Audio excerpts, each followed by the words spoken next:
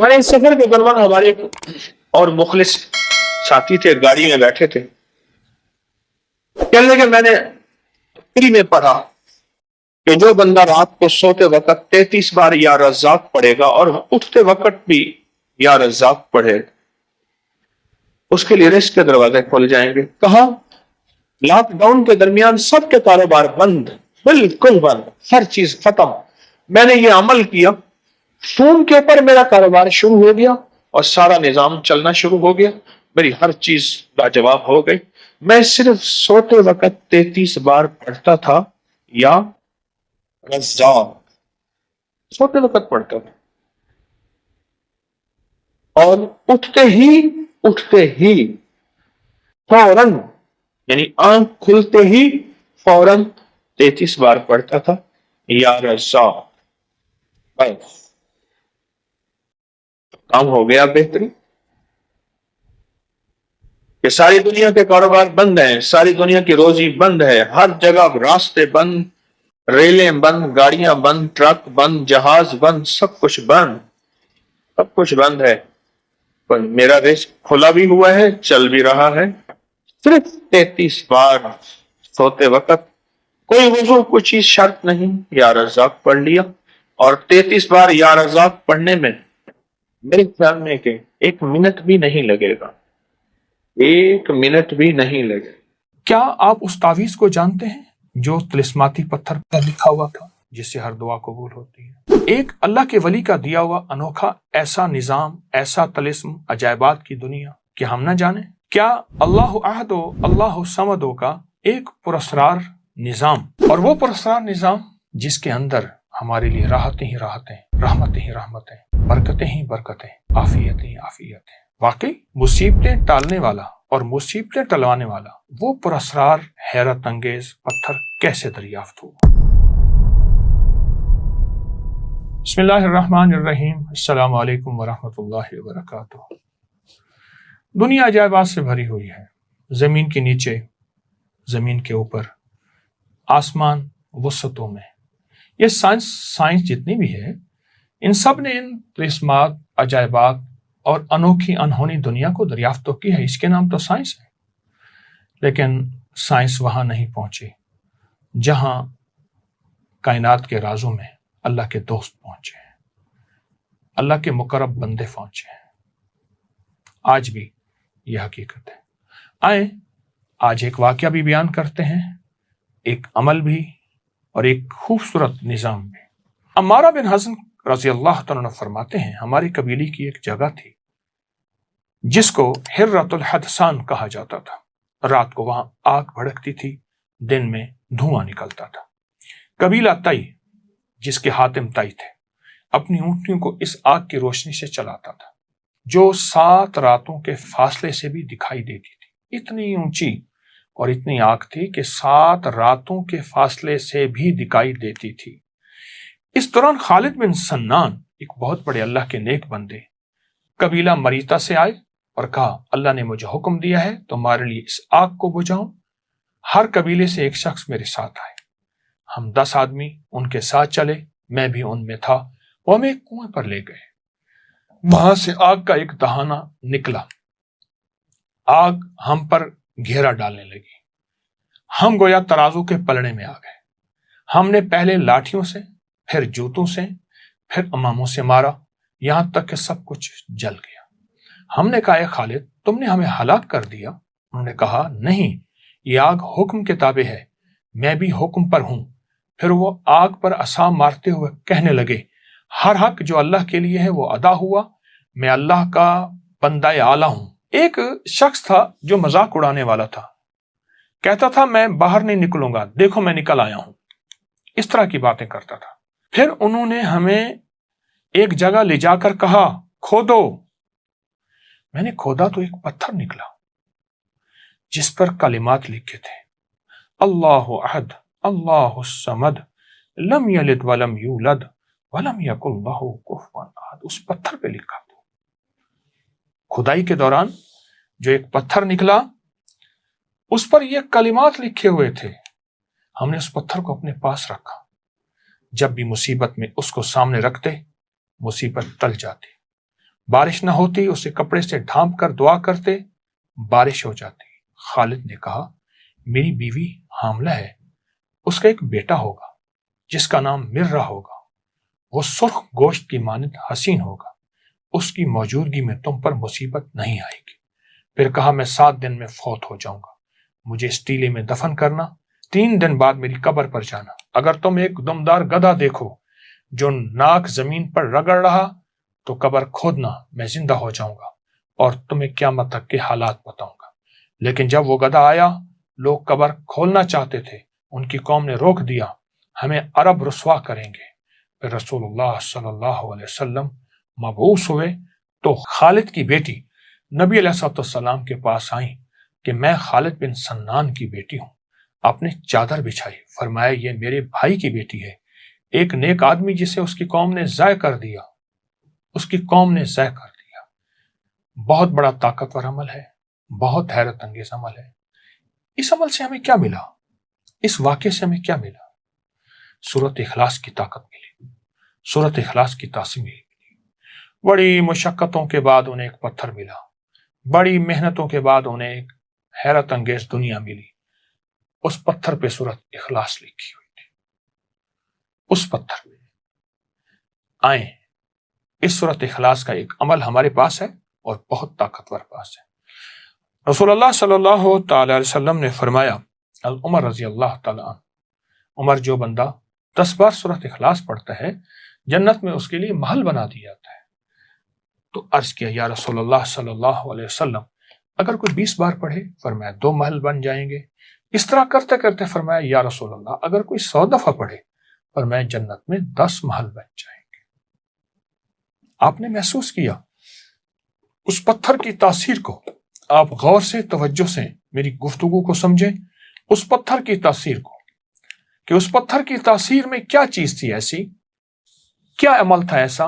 فرمایا جب ہمیں مشکل آتی، جب پریشانی آتی، جب الجھن آتی، اس پتھر، اصل پتھر نہیں، اس پتھر کے اوپر اخلاص تھی، اصل پتھر نہیں ہے۔ وہ بڑی تلاش کے بعد انہیں جو سورۃ اخلاص کا پتھر ملا، ان کی ہر مصیبت دور، ان کی ہر مشکل ختم، ان کی ہر ناکامی ختم، انہیں عزت دولت ملتی تھی، انہیں رزق صحت ملتا تھا، ان کی مشکلیں ٹلتی تھیں، ان پہ بارشیں ہوتی تھیں، ان سے بارشیں روکی جاتی تھیں جب چاہتے تھے۔ یہ سب کچھ سورۃ اخلاص کی برکت سے ہے۔ آج بھی جو بندہ کوئی بھی مصیبت، پریشانی ہو، تکلیف ہو، سورۃ اخلاص کی تسبیحاں پڑھ کے، سورۃ اخلاص کی تسبیحاں پڑھ کے حضور کے گھرانے کو ہدیہ کرے گا، میرا تجربہ ہے، ہر مصیبت دور ہوتی ہے، ہر پریشانی ختم ہوتی ہے۔ حضور کا گھرانہ، حضور کی بیویاں، حضور کی بیٹیاں، بیٹے، حضور کے داماد، نواسے اور نواسیاں، یہ حضور کا گھرانہ ہے۔ جو ہدیہ کرے گا حضور کے گھرانے کو، اللہ پاک اس کی مشکل دور کر دے گا۔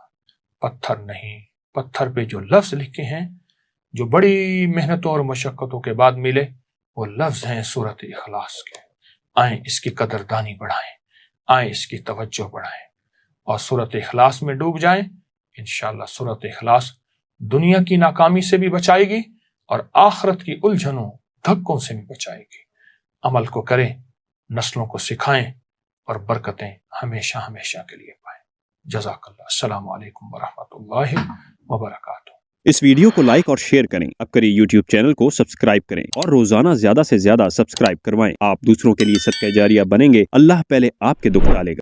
ہمارے نا محلے میں ایک درزی ہوتا تھا، بہت کاریگر تھا، اس کے بڑے شاگرد تھے، اصل وہ بکھر کا تھا۔ یہاں روزی روٹی ملی تو وہیں آ گیا، پرانے شہر میں رہتا تھا، تو وہاں اس کے ساتھ ایک عجیب معاملہ تھا۔ وہ جس دکان پہ بھی بیٹھتا، ساری عمر گھر بھی کرائے کا تھا، اس کی دکان بھی کرائے کی، اور ساری عمر ایسی گزری۔ جس دکان پہ بیٹھتا تھا وہ اس دکان، وہ کیا کرتا تھا، ویران دکان ڈھونڈتا تھا جس کی دکان کرائے پہ نہیں ہوتی تھی۔ غور طلب بات ہے، عجیب بات بتا رہا ہوں، یہ میرے دیکھے واقع ہیں۔ وہ ہمارے پڑوس میں کوئی 30 سال رہا، तकरीबन 30 साल रहा। वो वीरान दुकान लेता था, नामवर इतना था कि उस्ताद को आके दुनिया ढूंढती थी, चाहे वो गली के कोने में जहां बैठ जाए, इतना कारीगर था। वीरान दुकान ढूंढता था जिस दुकान को कोई नहीं लेता था, फिर लिखवाता था कि मैं इतने साल तक नहीं उठाएगा, वो खुशी से लिख के दे देता था क्योंकि इसको तजर्बा था, उसको नहीं था। इतने और बड़े बड़े ताकतवर लोगों की गवाहियां डलवाता था कि कल को मुझे उठाएगा, क्योंकि मैं कैसे उठाऊंगा, मेरी दुकान किराए पे नहीं जाती, तू मुझे किराया दे रहा, इतने अरसे से मेरी दुकान बंद पड़ी है, मैं कैसे उठाऊंगा। कह रहे नहीं, वो तो मुझे उठाएगा, पता है मुझे। बड़े बड़े लोगों की गवाहियां डलवाता था,